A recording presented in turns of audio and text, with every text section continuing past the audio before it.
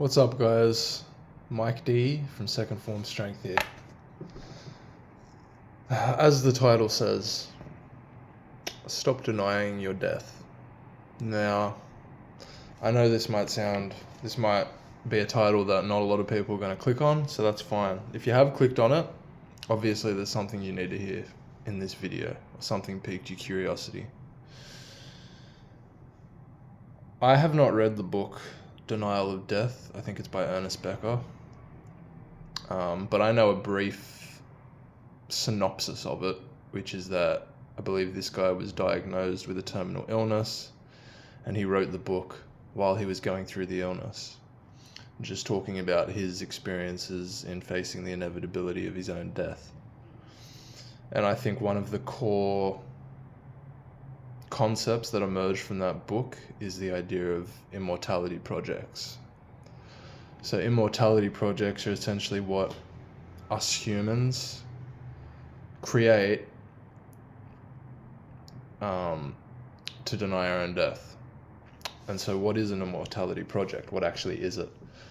Social media, businesses, money. These are all man-made things. These are all things we created society in a general sense. These are all things we created to keep us moving forward, right? Otherwise, we'd still be back in the Stone Ages. So I'm not saying that it's a good thing or a bad thing. I'm just explaining what is from my perspective anyway. And the thing with immortality projects is a lot of people are undertaking them without knowing what they actually are, or without knowing why they actually are doing what they're doing. And really it all boils down to, we will distract ourselves from the fact that we're going to die. We love to do this. Look at all the people that hoard wealth in the world. They're really super wealthy. Look at AI. Look at the extension of human life from the 1500s to now. I mean, we've extended the lifespan just through natural means, but now it's getting to the point where that denial of death is coming through really strong in society in general. And this is just my opinion, but I feel like that's why lately people have been more and more detracted from the internal world, and put more of a focus on the external world. I think it's a big reason why there's more and more greed, more and more wars, because this denial of death that we're constantly pursuing in the greatest scheme of things, in the greater society, with AI. I was watching a video yesterday where they were talking about, using AI to extend the human lifespan, or put human consciousness into AI. Which to me is not, like, my personal opinion, that's not a good idea. You can put your consciousness, as it were, into an AI. I don't know if you can, but let's say you did. It's inherently still a man-made thing, so to put your consciousness into something that was made by us in the first place as a means of denying the death of our physical body, it just doesn't really make sense to me. I'm of the belief, and you don't have to agree with me, but I feel like consciousness is a shared thing. It's a universal thing, and I don't think any of us really know what happens to our consciousness after our physical bodies perish. But I think in this pursuit of denying our own deaths, of trying to consistently upgrade more and more, expand, live forever, these types of ideas, I don't know that it's look at the reflection of what's happening now in society. More and more, people are the loneliest they've ever been. People are struggling the hardest they've ever been. I'm one of them. I am extremely broke. And the reason for that is I think I woke up to the fact that this isn't it. This isn't it, man. This society, this shit we built up, it's not going to end well. I'm a very empathic person. I always have been. And I feel like other people like us that can actually, like, you know, want to connect with people and feel shit and aren't so concerned with money and material things. My spirit was never concerned with it, I don't think. But I think I let everybody else's judgments turn me into something that I wasn't. You know, when we're children, it's funny that the only time where we're truly pursuing what makes us happy is when we're children, for the most part. And the only people that seem to be happy, truly fulfilled and happy, I'm not talking about people that have a lot of things, because people confuse having a lot of stuff, having a lot of financial security, as happiness. Financial security just makes life easier. It doesn't inherently make you a happier person. And you can say, well, if your life's easier, you have more of a likelihood to be happier, 100%, but still, it's not a guarantee. You can guarantee yourself happiness if you love yourself within. That's just a fact. I know, because I'm experiencing it now. I just told you I'm extremely broke. You know, I'm lucky and fortunate enough to have parents and a supportive girlfriend and supportive brothers that have helped me when I need it, but they can't help me to the point where everything is fixed and I'm still secure, you know, and I don't expect them to, and I don't ask for it. In fact, most of the time that I've gotten help recently, it's just been because, I don't know, I've been lucky and grateful enough to have been blessed by those people that just wanted to give it to me even without me asking. But I made a point not to put my burden on anybody else. And, you know, I even said to my girlfriend, if it gets to the point where financial situations worsen, because she's in a much better situation than me, that she should just break up. Like, we shouldn't be together, because I don't want to put that on her. I'm tired. I'll be honest. There's part of me that's very tired, but not in my own lack of things, just when I look at society in general.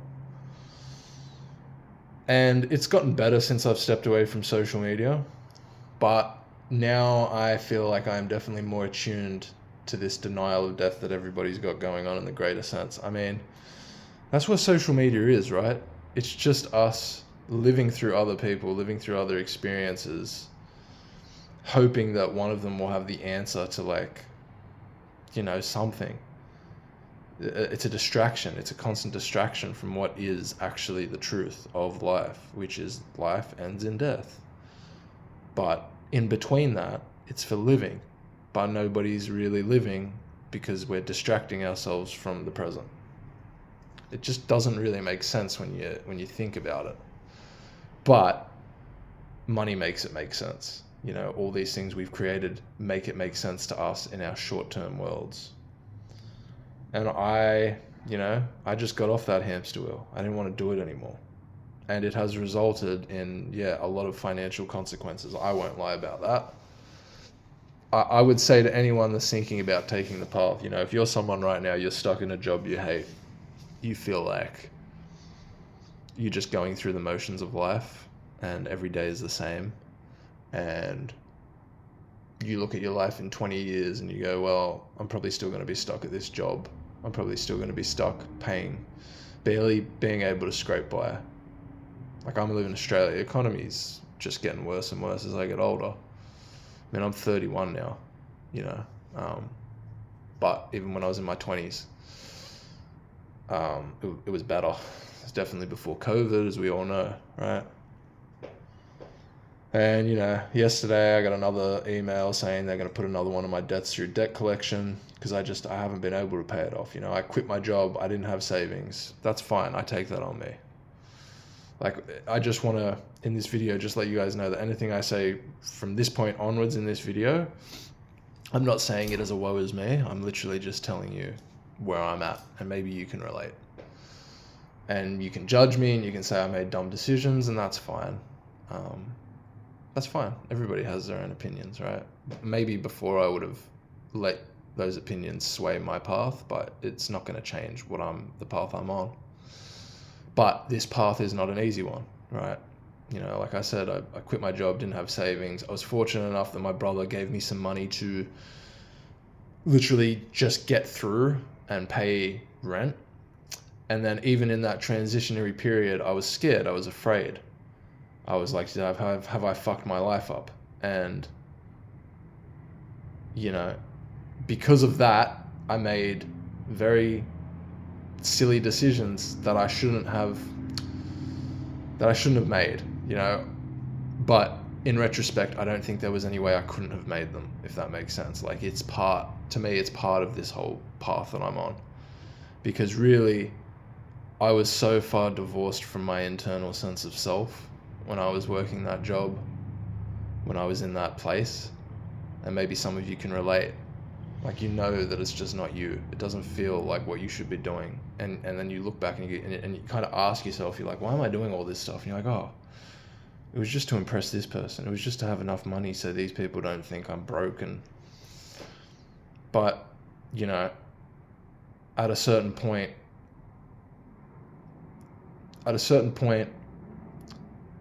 the voice in my heart, in my spirit, and maybe some of you can relate, there's that voice that it always knows what the right path is, but you also know that if you actually listen to that voice, there's going to be a lot of difficulty too. It would have been a much easier path for me to just stay at my job, to push down all those feelings I was having. Some people might say, oh, well, you should have just worked, and this is the thing. Another thing about social media is we take everybody else's opinions and act as though they're the blueprint for our lives. And, there's that saying that only listen to people that have got the lives that you want. And all the people that I was looking at, I never really wanted to be rich or have a lot of money. I wanted to be doing something.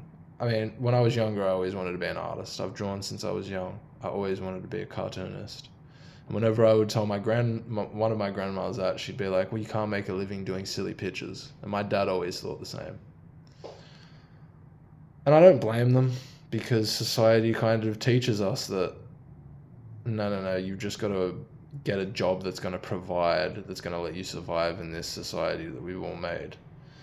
And, back in my dad's time, that was a lot easier. But now, the price of things is ridiculous, man. I'm not going to make a whole video going into that, but shit is getting more and more expensive and wages are not raising, and we all know this. And by the way, the reason for this is not the government. It's wealth inequality. It's all these billionaires that are hoarding wealth, buying assets, and making all other asset prices go up. These are the people that own your debts. These are the people that own your mortgages. Stop fucking thinking it's the government. The government's broke too. It's the people at the top that are controlling the government. And this isn't a conspiracy. You can go, there's a YouTube channel, Gary Stevenson. There's a French economist, Gabriel Zuckman. Go look at his videos. These people have actually spent their whole lives doing this kind of research. They know a lot more than me. But anyway, I digress. Society has just gotten more and more difficult to live in. And for me, I didn't want to keep killing my spirit and soul working somewhere when all it was allowing me to do was have enough money to pay rent and all that, yeah. And then all the extra money I would spend on poisoning my own body and my mind, because I was afraid of death, because I was afraid of the inevitable, because I just wanted to distract myself. I didn't feel like I was living. I felt like I was just surviving. And now, in a sense, I actually am surviving and living at the same time. Maybe that doesn't make a whole lot of sense, but I mean, to me it does. Even though, like I've said to you guys, I got another debt collection notice because I had some money, and I used it to pay rent and all these things, and my rent isn't cheap, and groceries aren't cheap, and fuel and my car payment isn't cheap. And these were all choices I made 100%. But also, now that I'm doing Uber Eats to get my money, because I wanted to do a job where I'm not taking in the negative energies of all the fucking sad sacks that I used to say at my work, man. Because this is the thing. Everybody knows what I'm saying is true. But it'll always come back to, well, we need to survive. Instead of like, well, maybe we should actually change this whole fucking system. But obviously we can't do that if we're all just divided and arguing, and, you know, people are on my comments saying, oh, just get a job, you lazy cunt. Or people are agreeing with me, but then the other people are fighting. Like, the point is, we can't be unified. The thing is, we're all struggling. Unless you're super, super rich, we're all struggling. We're all feeling it. And a lot of us are working jobs and shit that we hate. And if you're like me, you never grew up knowing anything else but, like, struggle in a sense. Like, you know, I grew up with 3 brothers. Till I was like 16, I shared rooms and shit. I didn't grow up rich at all. I would say I was low, in between, like, poor and middle class, if there's such a thing. But, you know, for a good portion of, you know, my 10 years, we were pretty poor. We were pretty poor because it's 3 boys. And that was back then. You know, this was in the 90s. I mean, the 90s and early 2000s. I mean, now it's just, I can't imagine anyone having, like, to anyone watching, if you have kids and you're still surviving, fucking kudos to you, because I don't have kids and it's fucking hard for me. And it was even hard for me when I had my job and was earning more. My job was minimum wage as well, by the way, but I digress. Yeah, if you've got kids though, like, yeah, that's fucking, honestly, hats off to you if you're making it work. But I know that you're probably struggling too. And I wish I could tell you that someone was coming to save you, someone was coming to save us, but it's not true. We have to figure out what we actually want in this life. And if we spend too much time trying to chase money, especially in today's society, we're just not going to get ahead. You know, all these people, I feel like, that tell you to hustle more, they're the biggest deniers of death ever. Because when does if they were to just sit and think about it, it probably would upset them to know that it ends. So in a way, keeping the hustle going is a good distraction. And I'm not saying that you shouldn't strive to want things, but I just feel like a lot of people are wanting the wrong things.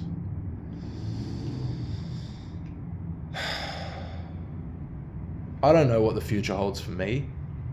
I do know that I'm actually following a path that is aligned with what I actually want to do now. I mean, you know, and just to say, like, even though my grandmother told me you'll never make money selling pictures and stuff, you know, 2 months ago I made $2,000 doing a skateboard graphic for some New York company. So I've had proof that I can. And that's kind of what led me to make that decision to quit my job and stuff. And to be honest, I thought it would have been easier. I thought by now I would have been in a rhythm with things. But I was very wrong. I'm not in a rhythm at all. You know, I've made money doing the Uber Eats, don't get me wrong. I've done nearly 300 deliveries in the last 3 months since I quit. But it's still not enough. And I know a lot of us feel that thing where it's like, well, you're working or you're doing stuff and it's still not enough. But at least now I'm on my own path. I'm not showing up and working for somebody else and making them rich. And I'm consciously, you know, I've gotten rid of social media. I was a very big weed smoker and I've cut that down a lot. Not because I think weed is inherently bad, but because I think if you're using it every day, it can be a real distraction. And I think it should be more of a tool. And these are things that I could have never done, or I didn't ever think about doing. You know, I smoked cigarettes, I stopped all that. But I was doing all these really unhealthy habits. I lost 20 kilos as well, got down to 10% body fat. Like, all the things I've done since I quit my job and have been in more financial difficulty have just improved my health and my mental clarity. But in turn, that has made me more perceptive of the fact that we're all denying our own deaths. Social media is the biggest fucking immortality project ever, I feel like. AI, another thing. you know. And when you become more conscious of that, even like getting rid of social media, and you just realize how many people use their phones as crutches for avoiding social interaction. And I notice it in myself if I'm in the elevator, like in my apartment building, and I'm going down, and then I know somebody else is going to step in. As soon as they step in, instantly phone in pocket. Or if I step into the elevator and someone's their phone in pocket, we don't really look at each other anymore, and we don't really talk to each other anymore, because we're all afraid, and we all know the world is like getting worse. And I'm not trying to be depressing, because I think there's still a lot of beauty in life in general. But in terms of society and what we're putting our focus on, it just seems like since like 2020, even before 2020, since, I don't know, 2000s, after the 90s, and I could be wrong with this. I mean, well, let's go back a little further and say like when the Industrial Revolution, all that stuff happened, it just got to the point where, you know, we got in the 1950s and things were pretty good, and then like the 80s and things were great, and then people just got greedy, and people wanted more and more and more, and people were denying their deaths more and more and more. So they started going to AI. They started thinking, how can we transcend? How can we be immortal? And that's caused a lot of greed, because when you're thinking of those things, you're denying the internal reality of life, and you're shifting your focus on the externalities to try to fix an internal problem. And I just don't think that's a good thing to do.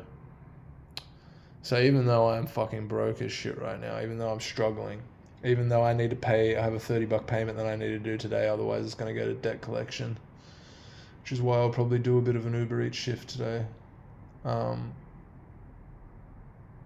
I'm way like more in tune with myself. I love myself so much more. So to me, that like, even though it's really hard, I feel so much better than I did when I had my job and money and stuff like that. Maybe that won't make sense to some of you guys watching, but I just wanted to give my perspective, and I felt compelled to make this video, and I don't know if it'll resonate. It probably won't. Most of my videos don't get many views, but that doesn't really matter. Like I genuinely, before I was like, oh, why aren't they getting, I should just give up. But it's like, my point is never to go viral or fucking, you know, I just want to help anybody that's watching this, even if one or two people watch it and they go, okay, well, that's made me feel a bit better about my situation. Like, you're not alone. We are struggling out here.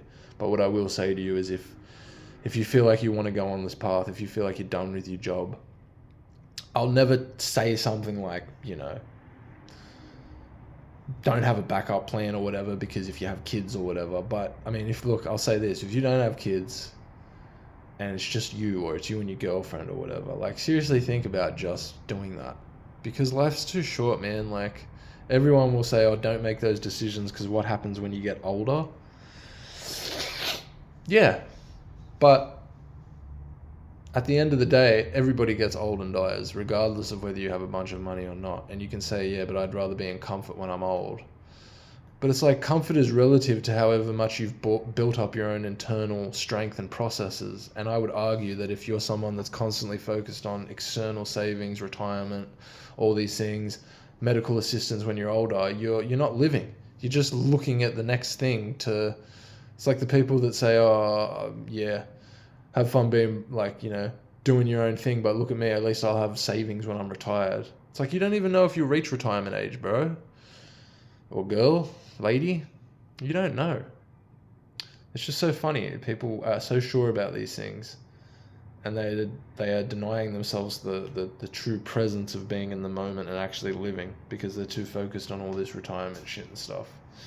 And I'm sure there'll be comments like, oh, well, yep, you're like my older brother who now, you know, he's complaining about, like, I saw a comment on Instagram where it was someone saying, yeah, there was a video where someone said, just, you should do what you want to do in this life because life's too short.